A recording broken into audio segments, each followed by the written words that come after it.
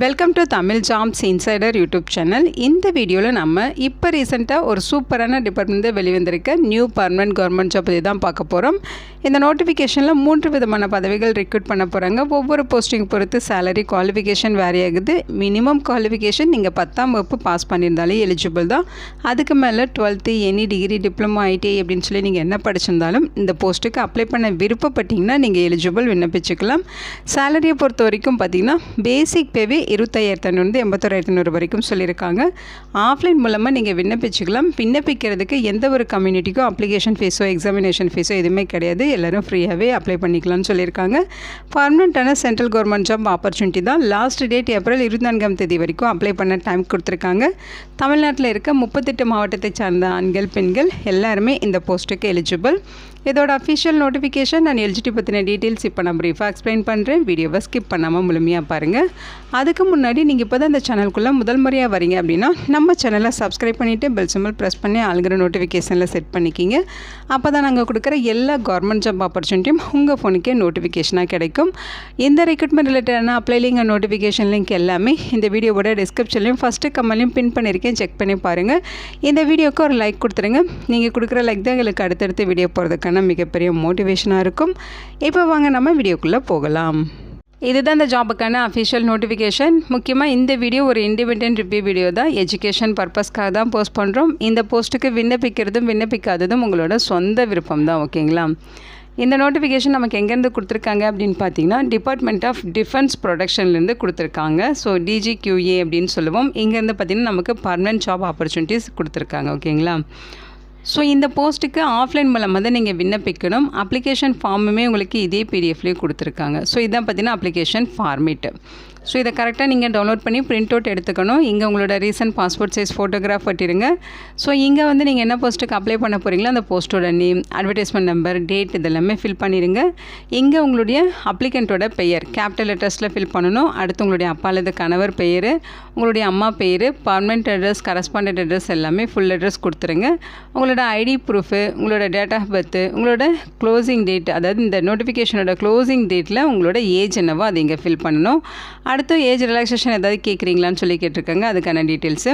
அடுத்து நீங்கள் எம்ப்ளாய்மெண்ட் எக்ஸ்சேஞ்சில் ரெஜிஸ்டர் பண்ணியிருக்கீங்கன்னா அதோட நேமு, அந்த ரெஜிஸ்ட்ரேஷன் நம்பரு, நேஷ்னாலிட்டி, கம்யூனிட்டி பற்றின டீட்டெயில்ஸு, உங்களோட ஜெண்டர் டீட்டெயில்ஸு மேலாக ஃபீமேலாங்கிறத ஃபில் பண்ணுங்கள். உங்களோட மெயில் ஐடி, மொபைல் நம்பர் கொடுத்துருங்க. உங்களோட குவாலிஃபிகேஷன் டீட்டெயில்ஸ் கேட்டிருக்காங்க. 10th 12th டிகிரி டிப்ளமோன்னு என்னென்ன படிச்சிருக்கீங்களோ அடுத்தடுத்து எல்லாமே ஃபில் பண்ணணும். என்ன எஜுகேஷன் படிச்சிங்க, எந்த யூனிவர்சிட்டி, எந்த வருஷம் பாஸ் பண்ணீங்க, என்ன சப்ஜெக்டில் படிச்சிங்க, பர்சன்டேஜ் ஆஃப் மார்க் என்ன எல்லாமே ஃபில் பண்ணுங்கள். அதேமாதிரி எக்ஸ்பீரியன்ஸ் டீட்டெயில்ஸுமே கரெக்டாக அவங்க சொல்லியிருக்க மாதிரி ஃபில் பண்ணிடுங்க. அப்ளிகேஷனோட நீங்கள் என்னென்ன சர்டிஃபிகேட்ஸ் என்க்ளோஸ் பண்ணியிருக்கீங்க அப்படிங்கிறத இங்கே மென்ஷன் பண்ண சொல்லியிருக்காங்க.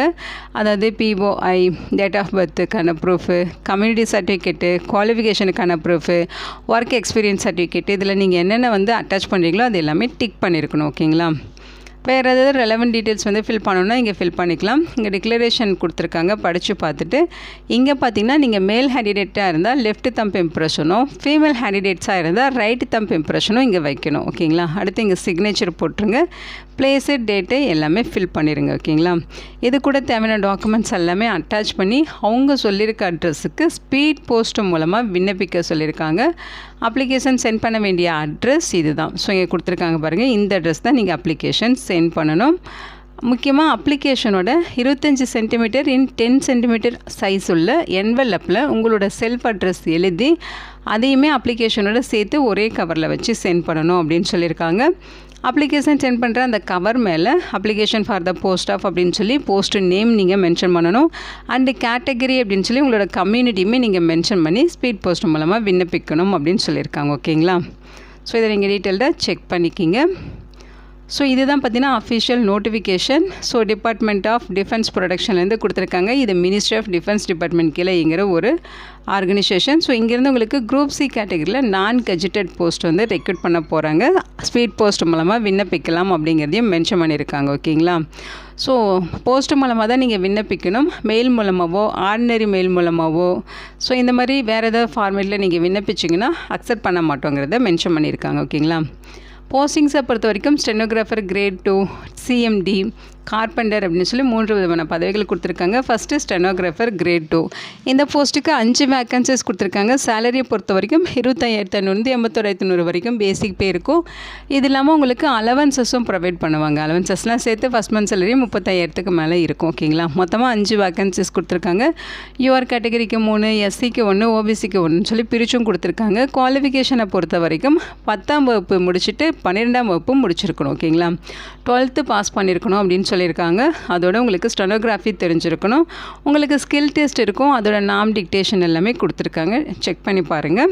அடுத்து சிஎம்டி 2 வேக்கன்சிஸ் இருக்குது. யூஆர் கேட்டகரிக்கு 1, இடபிள்யூஎஸ்க்கு 1 சொல்லி பிரித்து கொடுத்துருக்காங்க. சேலரியை பொறுத்த வரைக்கும் 19,900 63,200 வரைக்கும் பேசிக் பே. அலவன்சஸ்லாம் சேர்த்து ஃபஸ்ட்டு மந்த் சேலரி 30,000க்கு மேலே உங்களுக்கு இருக்கும். ஓகேங்களா, இந்த போஸ்ட்டுக்கு அப்ளை பண்ண 10ஆம் வகுப்பு பாஸ் பண்ணியிருந்தாலே எலிஜிபிள். அதுக்கு மேலே நீங்கள் என்ன படிச்சிருந்தாலும் ஓகே தான், தாராளமாக நீங்கள் விண்ணப்பிச்சுக்கலாம். இதுக்கு பார்த்தீங்கன்னா உங்களுக்கு டிரைவிங் தெரிஞ்சிருக்கணும்னு சொல்லியிருக்காங்க. ப்ரொஃபஷ்னல் ஸ்கில் இன் டிரைவிங் இருக்கணும்னு சொல்லியிருக்காங்க. மோட்டார் மெக்கானிசம் தெரிஞ்சிருக்கணும். அதே மாதிரி உங்கள்கிட்ட வேலிடான பர்மனெண்ட்டான light and heavy driving licence இருக்கணும். 4 இயர்ஸ் டிரைவிங்கில் எக்ஸ்பீரியன்ஸும் இருக்கணும்னு சொல்லியிருக்காங்க. ஓகேங்களா, நெக்ஸ்ட்டு பார்த்தீங்கன்னா கார்பெண்டர். இந்த போஸ்ட்டுக்கு 1 வேக்கன்சிஸ் ஓபிசி கேட்டகரியில் இருக்குது. ஸோ சேலரியை பொறுத்த வரைக்கும் 19,900 63,200 வரைக்கும் உங்களுக்கு பேசிக் பே இருக்கும். இது இல்லாமல் அலவன்சஸும் சேர்த்து ஃபஸ்ட் மந்த் சேலரி 30,000க்கு மேலே உங்களுக்கு கிடைக்கும். ஓகேங்களா, குவாலிஃபிகேஷன்ஸ் பொறுத்த வரைக்கும் 10ஆம் வகுப்பு பாஸ் பண்ணியிருந்தாலே எலிஜிபிள் தான். அதோட நீங்கள் ஐடிஐ பற்றின ரெலவெண்ட் ட்ரேடில் நீங்கள் ஐடிஐயும் கம்ப்ளீட் பண்ணியிருக்கணும். 2 இயர்ஸ் வந்து உங்களுக்கு ஒர்க்கிங் எக்ஸ்பீரியன்ஸ் இருக்கணும் அப்படிங்கிற மாதிரி இங்கே சொல்லியிருக்காங்க. ஓகேங்களா, ஏஜ் லிமிட்டை பொறுத்த வரைக்கும் ஸ்டெனோகிராஃபர், சிஎம்டி இந்த 2 போஸ்ட்டுக்குமே 18 27 வயது வரைக்கும் இருக்கவங்க எலிஜிபிள். கார்பெண்டர் போஸ்ட்டுக்கு மட்டும் 18 37 வயது வரைக்கும் இருக்கவங்க எலிஜிபிள்னு சொல்லியிருக்காங்க. பிளேஸ் ஆஃப் போஸ்டிங்ஸ் இங்கே கொடுத்துருக்காங்க. இதோட பிளேஸ் வந்து நீங்கள் செக் பண்ணி பாருங்கள். ஏஜ் ரிலாக்ஸேஷன்ஸை பொறுத்த வரைக்கும் அவங்க சொல்லியிருக்க ஏஜ் லிமிட் இல்லாமல் ஏஜ் ரிலாக்ஸேஷன் இருக்குது. எஸ்சி எஸ்டினா 5 இயர்ஸு, ஓபிசினா 3 இயர்ஸு, பிடபிள்யூடி கேட்டகரியாக இருந்தால் 10 இயர்ஸு. பிடபிள்யூடி கேட்டகரிலேயே பார்த்தீங்கன்னா யூஆராக இருந்தால் தான் 10 இயர்ஸ் சொல்லியிருக்காங்க. பிடபிள்யூடி கேட்டகரியில் ஓபிசியாக இருந்தால் 13 இயர்ஸ் ரிலாக்ஸேஷன் இருக்குது. பிடபிள்யூடி கேட்டகரியே எஸ்சி எஸ்டினா 15 இயர்ஸ் வரைக்கும் ஏஜில் ரிலாக்ஸேஷன்ஸ் கொடுத்துருக்காங்க. நீங்கள் எக்ஸ் சர்வீஸ்மேனாக இருந்தால் ப்ளஸ் 3 இயர்ஸ் ஏஜில் ரிலாக்ஸேஷன் இருக்குது. எக்ஸ் சர்வீஸ்மேனில் பார்த்தீங்கன்னா ஓபிசியாக இருக்கீங்கன்னா 6 இயர்ஸும், எஸ்சி எஸ்டினா 8 இயர்ஸ் வரைக்கும் உங்களுக்கு ஏஜில் ரிலாக்ஸேஷன் கொடுத்துருக்காங்க. ஓகேங்களா, ஸோ அப்ளிகேஷன் க்ளோசிங் டேட் இந்த நோட்டிஃபிகேஷன் ரிலீஸ் ஆகி உங்களுக்கு பார்த்தீங்கன்னா 28 டேஸ் வரைக்கும் அப்ளை பண்ண டைம் கொடுத்துருக்காங்க. மோட் ஆஃப் செலெக்ஷன்ஸ் பொறுத்த வரைக்கும் பார்த்தீங்கன்னா ரிட்டன் டெஸ்ட்டு, ஸ்கில் டெஸ்ட் மூலமாக ரெக்ரூட் பண்ண போகிறதா சொல்லியிருக்காங்க. ஸோ ஸ்கீம் ஆஃப் எக்ஸாம் பொறுத்த வரைக்கும் உங்களுக்கு மல்டிபிள் சாய்ஸ் கொஸ்டின்ஸ் தான் இருக்கும். ஓகேங்களா, அப்ஜெக்டிவ் டைப்பில் தான் கொஸ்டின்ஸ் இருக்கும்.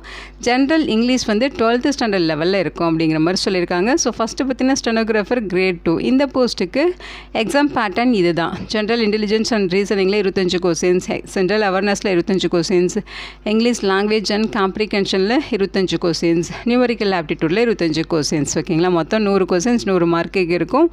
அந்தந்த குவாலிஃபிகேஷனுக்கு ஏற்ற மாதிரி கொஸ்டின்ஸோட தரம் வந்து உங்களுக்கு வேரி ஆகும். ஸ்டெனோகிராஃபர் டெஸ்ட்டுக்கு இந்த ரிட்டன் டெஸ்ட்டோட ஸ்கில் டெஸ்ட்டுமே இருக்கும். அதோட டீட்டெயில்ஸுமே கொடுத்துருக்காங்க. ஸ்கில் டெஸ்ட்டை பொறுத்த வரைக்கும் குவாலிஃபைங் நேச்சரில் இருக்கும். ஓகேங்களா, அடுத்து சிஎம்டி போஸ்ட்டு, அதே மாதிரி கார்பெண்டர் போஸ்ட்டு. சிஎம்டி போஸ்ட்டுக்கு உங்களுக்கு ப்ரொஃபஷ்னல் டிரைவிங் தெரிஞ்சிருக்கணும்னு சொல்லியிருக்காங்க. ஸோ உங்களுக்கு அது ரிலேட்டடாக உங்களுக்கு வந்து ஸ்கில் டெஸ்ட் இருக்க வாய்ப்புகள் இருக்குது. ரிட்டன் டெஸ்ட்டை பொறுத்த வரைக்கும் சேம் சிலபஸ் தான். ஓகேங்களா, அடுத்து உங்களுக்கு கார்பெண்டர் இந்த போஸ்ட்டுக்கு ட்ரேட் டெஸ்ட் இருக்கும். அதேமாதிரி ரிட்டன் டெஸ்ட்டும் இருக்கும். ஸோ இங்கே கொடுத்துருக்க டீட்டெயில்ஸ்லாம் செக் பண்ணி பாருங்கள். டேட் ஆஃப் எக்ஸாமினேஷன் உங்களுக்கு லேட்டராக தெரியப்படுத்துவோன்னு சொல்லியிருக்காங்க. ஸோ இங்கே கொடுத்துருக்க இன்ஸ்ட்ரக்ஷன் எல்லாமே படித்து பாருங்கள். நேச்சர் ஆஃப் டியூட்டிஸ் என்ன அப்படிங்கிறது ஒவ்வொரு போஸ்ட்டுக்கும் தனித்தனியாக இங்கே எக்ஸ்பிளைன் பண்ணியிருக்காங்க. ஸோ அதையுமே ஒன்ஸ் நீங்கள் படித்து பார்த்துருங்க. ஓகேங்களா, இங்கே ஜென்ரல் இன்ஸ்ட்ரக்ஷன் கொடுத்துருக்காங்க. இது ஒரு சென்ட்ரல் கவர்மெண்ட் ஜாப் ஆப்பர்ச்சுனிட்டிங்கிறனால ஆல் இந்தியன் சிட்டிசன்ஸ் இந்த போஸ்ட்டுக்கு தாராளமாக விண்ணப்பிச்சுக்கலாம். நீங்கள் எலிஜிபிள் தான். ஓகேங்களா, இந்த வீடியோ உங்களுக்கு யூஸ்ஃபுல்லாக இருக்குன்னு நினைக்கிறேன். உங்கள் ஃப்ரெண்ட்ஸ் அண்ட் ரிலேட்டிவ் அப்படின்னு சொல்லி நிறைய பேருக்கு இந்த வீடியோவை ஷேர் பண்ணுங்கள். இந்த போஸ்ட்டுக்கு விண்ணப்பிக்க இன்ட்ரெஸ்ட் இருக்கவங்க விண்ணப்பிச்சுக்கிங்க. Thank you so much and bye.